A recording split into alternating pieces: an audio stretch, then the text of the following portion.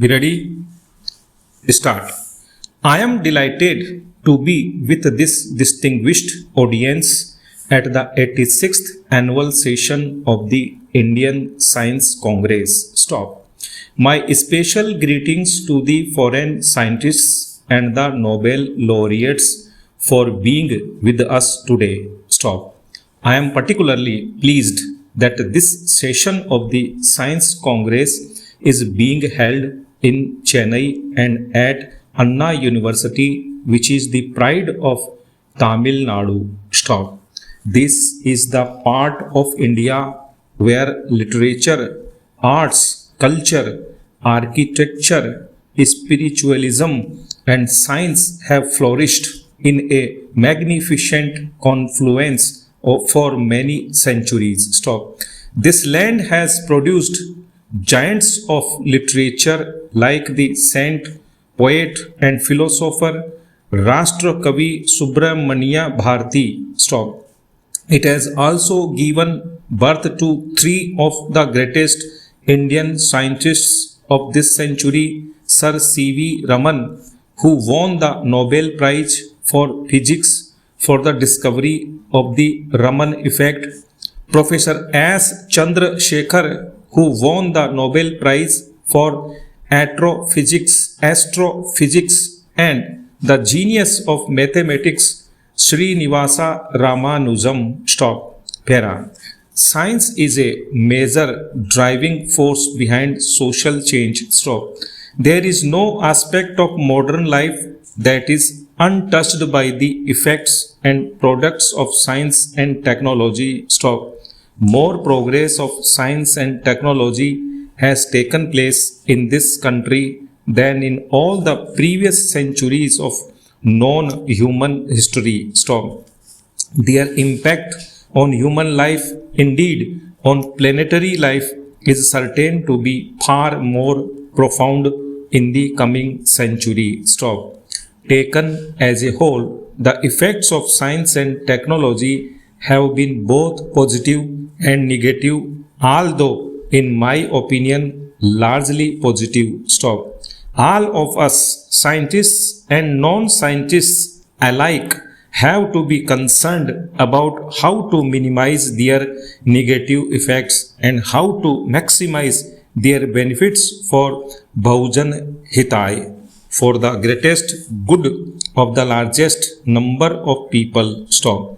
It is obvious, however, that science and technology cannot by themselves take their benefits to the people. Stop. They do so in specific socio-economic and political contexts with the help of right policies and sound delivery mechanisms. Stop.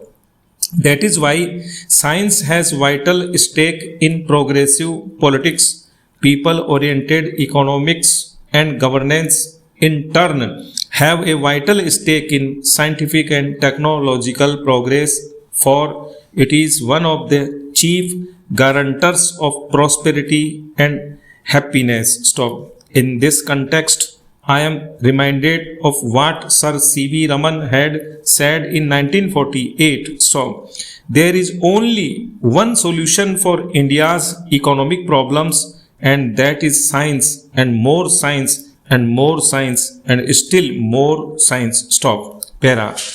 The need to deepen, widen, and enrich India's scientific base is all the more urgent in view of the challenges of the next century and the next millennium. Stop. It is well recognized all over the world that the societies that will survive and thrive in the face of these challenges will be knowledge societies. Stop. Knowledge and its application in a competitive global environment is going to be critical to the progress of nations in the fields of economy, education, health, food and energy, security, national defense, and even culture. Stop. We need to raise the knowledge level of every section of the population. Stop. India has been the original knowledge society in the history of human civilization. Stop. This is the land where Gyan and Vigyan both flourished in antiquity. Stop. Due to historical reasons, our scientific tradition got weakened. Stop. The question before us now is how do we, as a free nation with 5 decades of experience of independent development, emerge once again as a global scientific power in the early part of the next century. Stop. Para. I would like to outline here some tasks that the scientific community, government, our educational institutions, industry, and society at large have to jointly accomplish. Stop.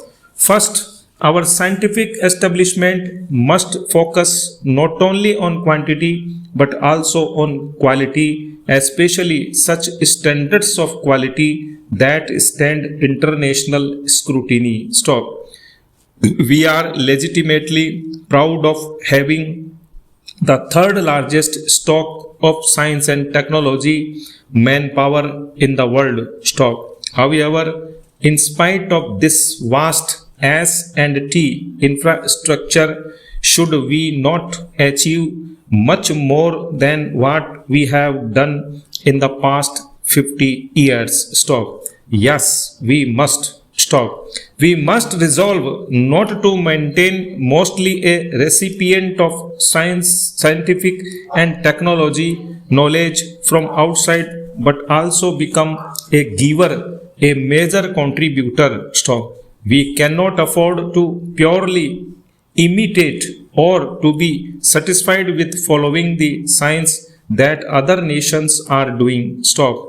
We have to be trendsetters in our own right in as many areas as possible. Stop. It is very important that while developing our human resource, we take special measures to enthuse, encourage, and support women scientists and technologists to pursue their professional career. Stop.